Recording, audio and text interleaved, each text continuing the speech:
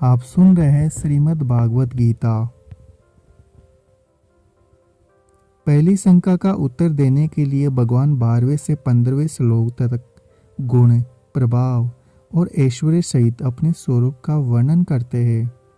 सूर्य में स्थित जो तेज संपूर्ण जगत को प्रकाशित करता है तथा जो तेज चंद्रमा में है और जो अग्नि में है, उसको तू मेरा ही तेज जान। और मैं ही पृथ्वी में प्रवेश करके अपनी शक्ति से सब भूतों को धारण करता हूँ और रस स्वरूप अर्थात अमृतमय चंद्रमा होकर संपूर्ण औषधियों को अर्थात वनस्पतियों को पुष्ट करता हूँ।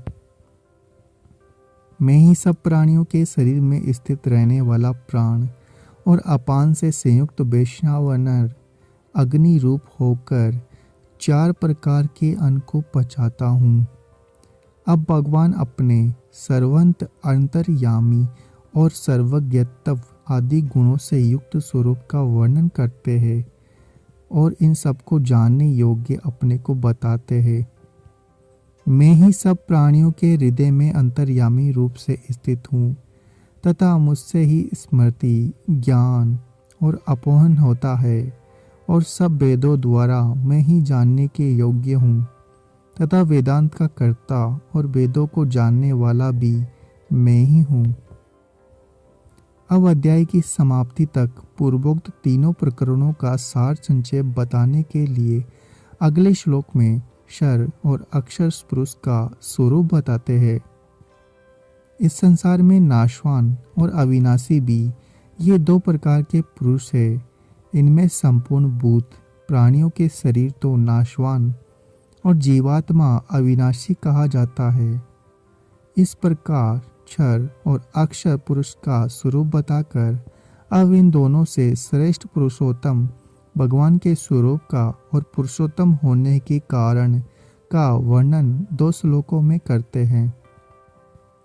इन दोनों से उत्तम पुरुष तो अन्य ही है जो तीनों लोकों में प्रवेश करके सबका धारण पोषण करता है एवं अविनाशी परमेश्वर और परमात्मा इस प्रकार कहा गया है। क्योंकि मैं नाशवान जड़ वर्ग क्षेत्र से तो सर्वथा अतीत हूँ और अविनाशी जीवात्मा से भी उत्तम हूँ, इसलिए लोक में और वेद में पुरुषोत्तम नाम से प्रसिद्ध हूँ।